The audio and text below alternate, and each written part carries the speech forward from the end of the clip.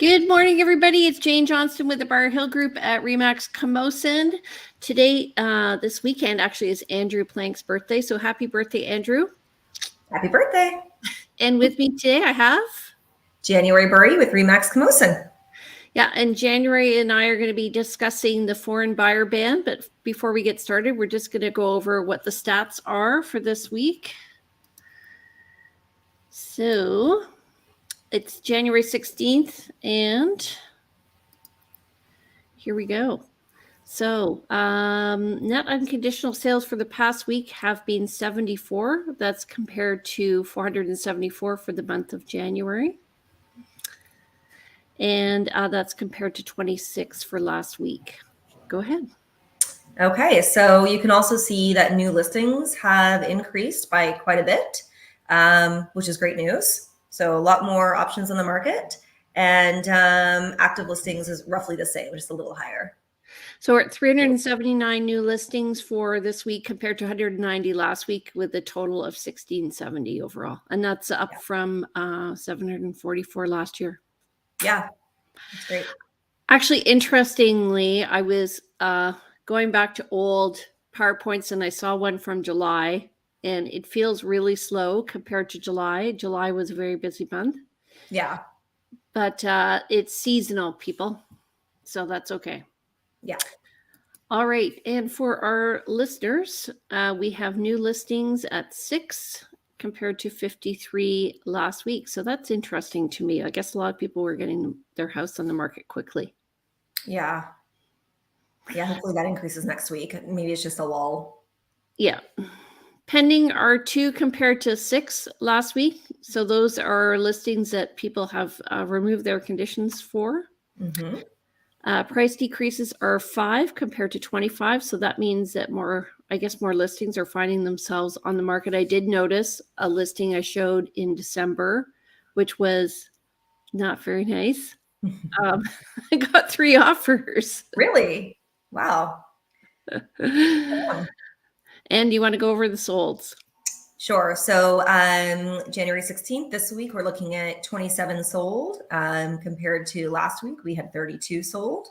And then less expired. So only 11 expired listings this week compared to 21 last week, which is good. Yeah. Awesome. Yeah. So probably those contracts were written in December. I know one of them was mine, so that was good. Yeah. All righty. So current foreign buyer rules. We do have a foreign buyer ban here in Victoria, not ban, but no, in BC, I would say, that discourages foreign buyers. A tax. A tax. Yeah. Sorry. That's okay. We now have a ban as well, so you're right. Yeah. So I had a buyer who bought in January of 2018, and then in February the rule came out, and they had the option if they wanted to discontinue, knowing that it would cost them 20%. They were from the US, and they decided to continue on because they felt that just brought the market up to par with where they were in the US. Interesting.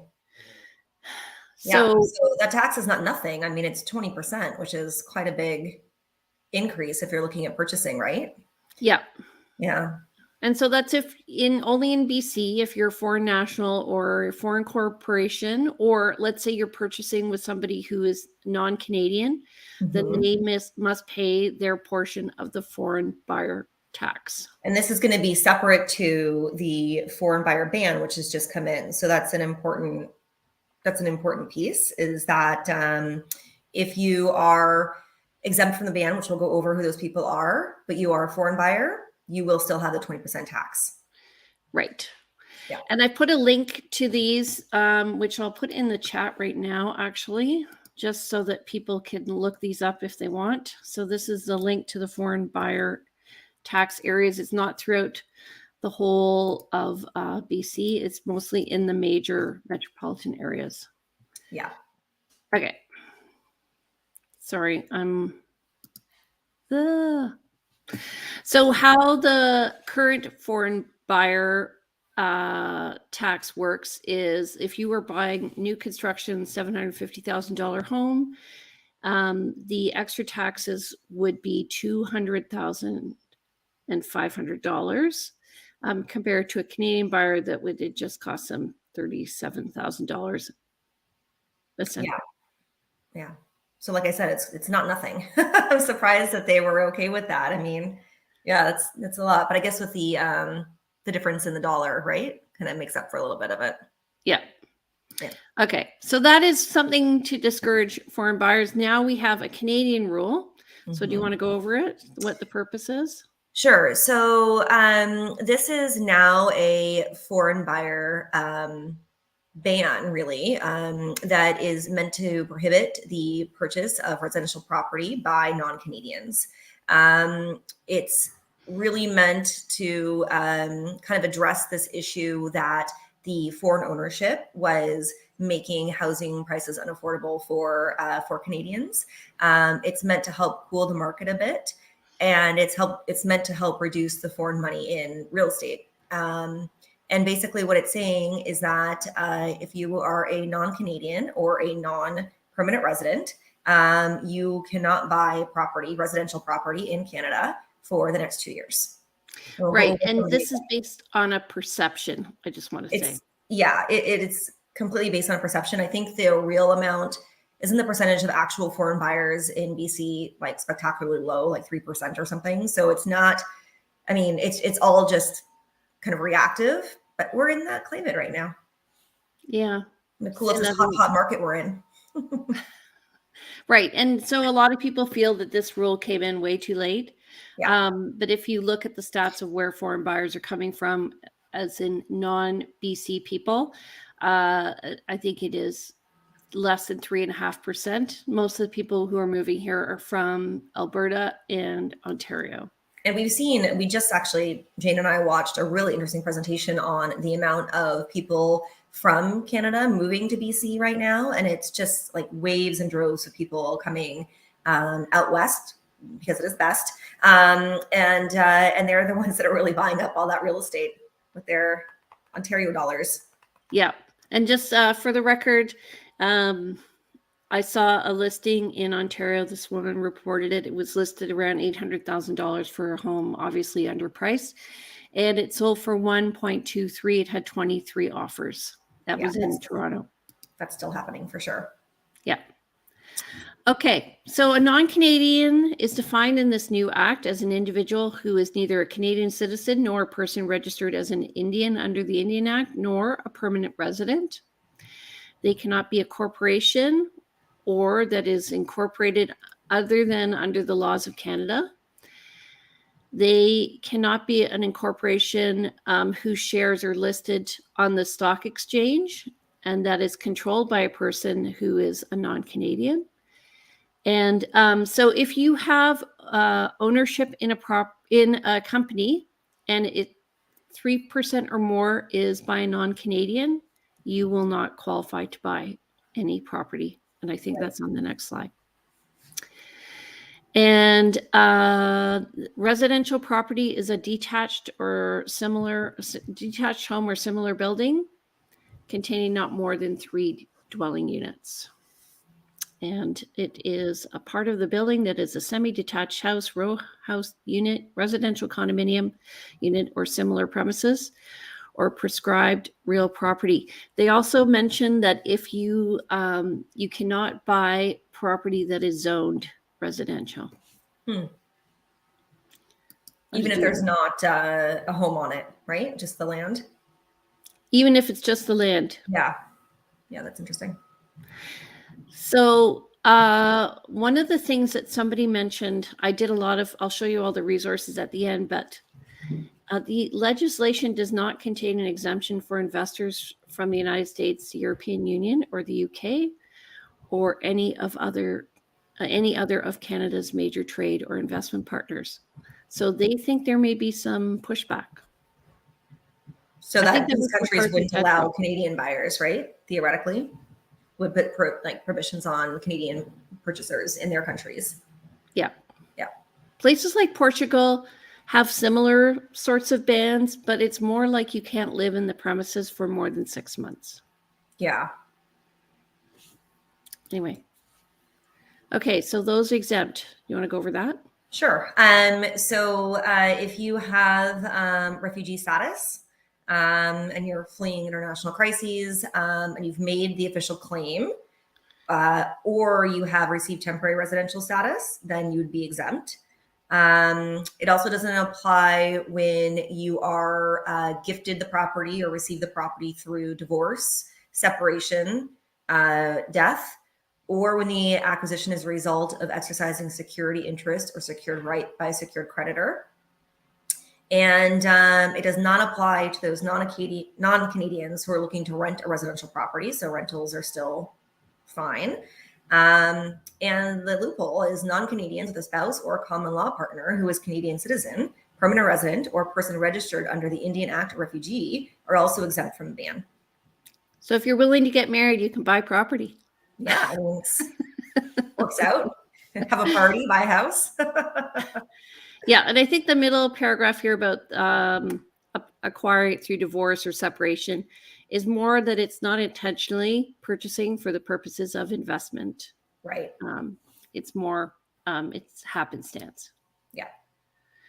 Another exemption is for international students, temporary residents, or exempted foreign nationals, and as we mentioned, refugee claimants.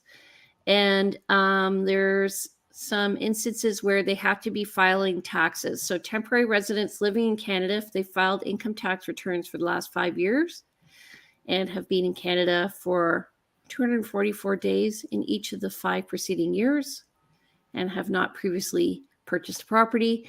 And they are also saying that it cannot be more than $500,000, which would mean a condo in Victoria. Mm-hmm. I have an interesting, so I was a permanent resident in Canada before I became a citizen. I'm from America originally. And this whole idea of how many days you stay, how many years, when you submit for your residency, you have to submit to the government like exactly where you've gone, what days, and they check that with passport information to make sure you haven't left the country longer than you're saying.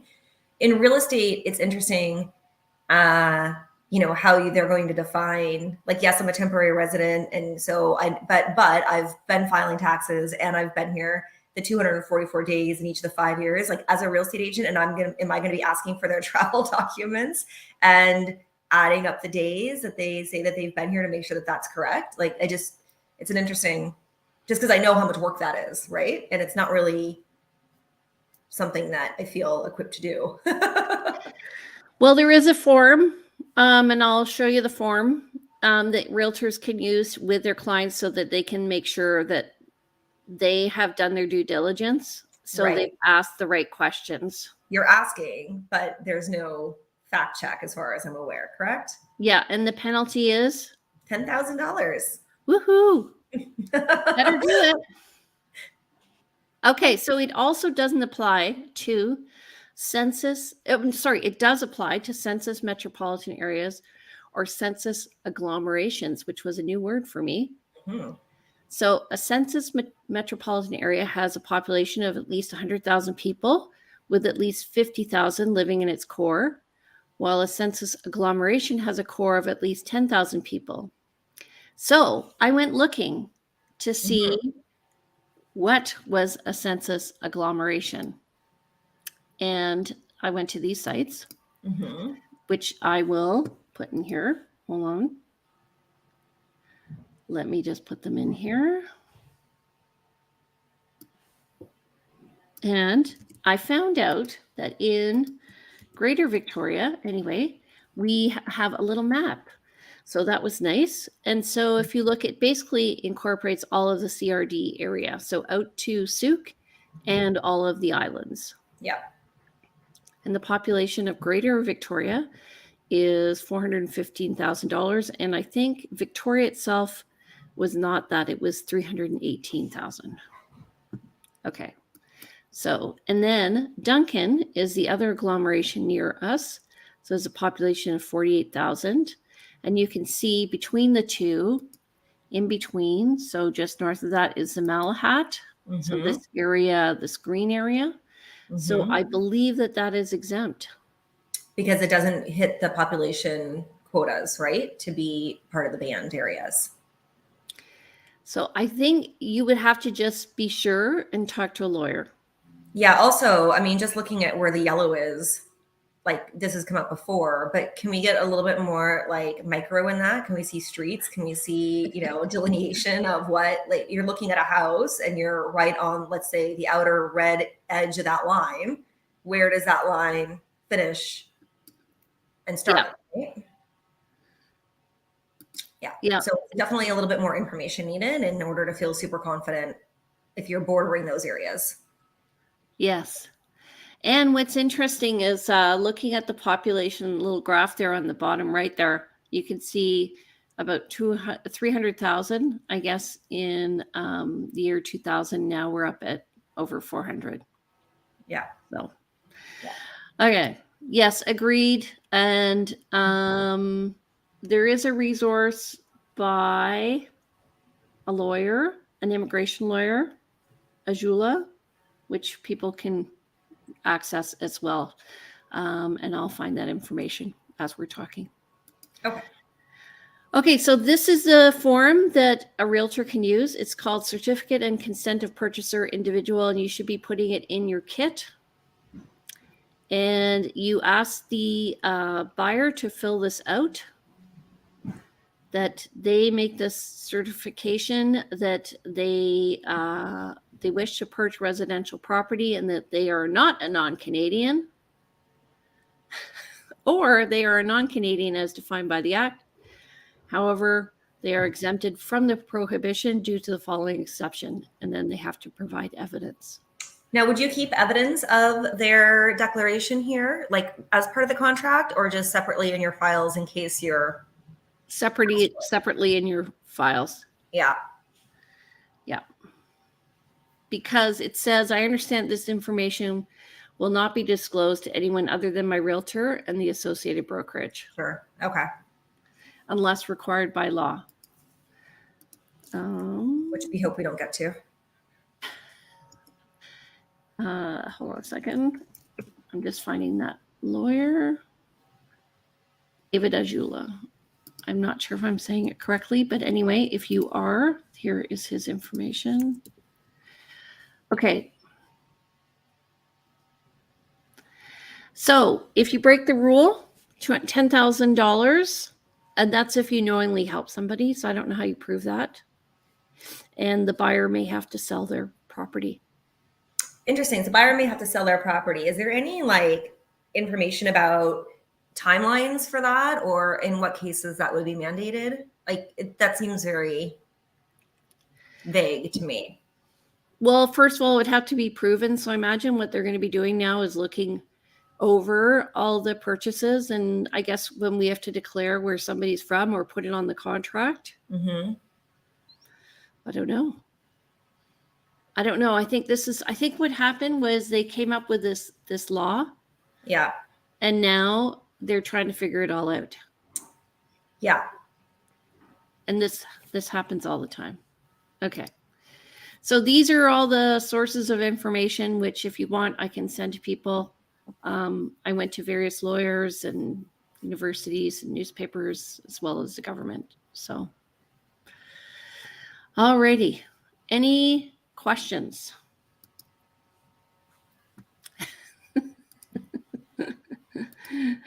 What do you think about this, being a former non-Canadian?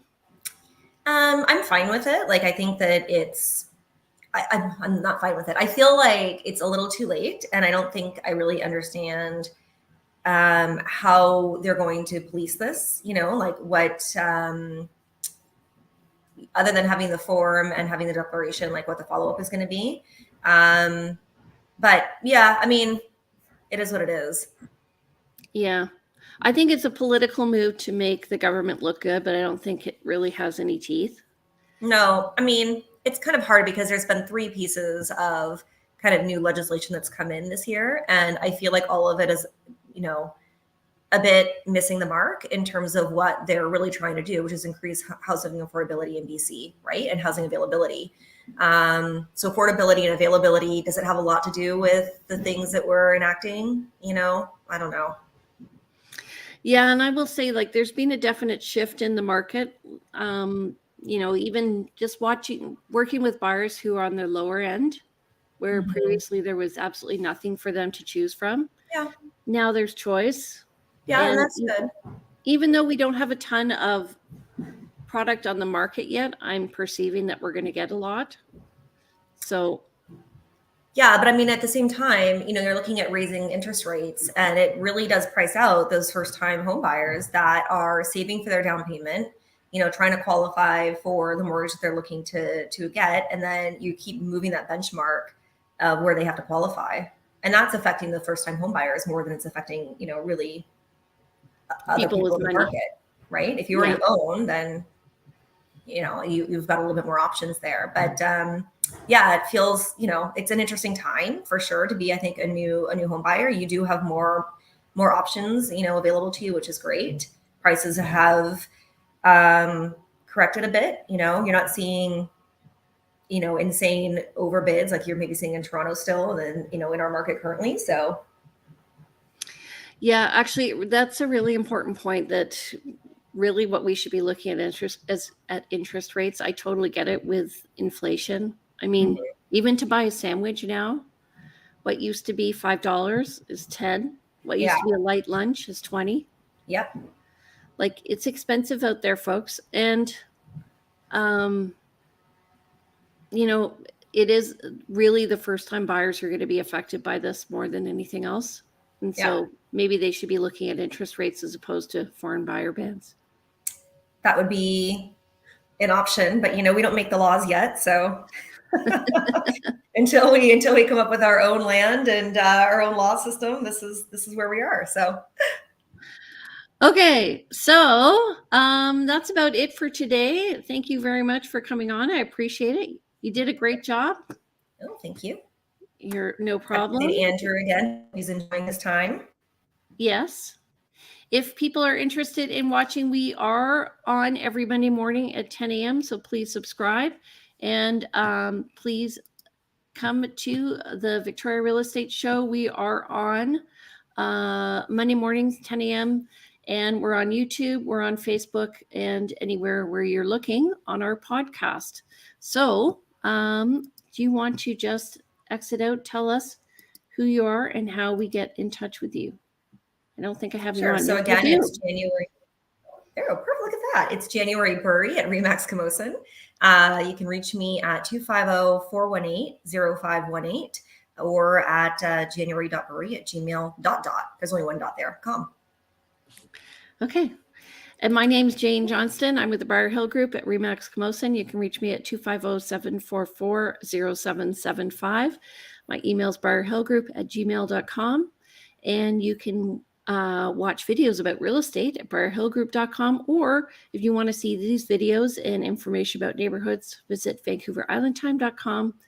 And of course, I'm on Instagram as Realty Teacher Remax Victoria and Vancouver Island Luxury Living. And what is your handle on Instagram? Oh, at January Sells Vic. Okay, January Sells Vic. Okay, everybody, we'll see you next Monday morning at 10 a.m. Take care. Bye. Bye. Thank you.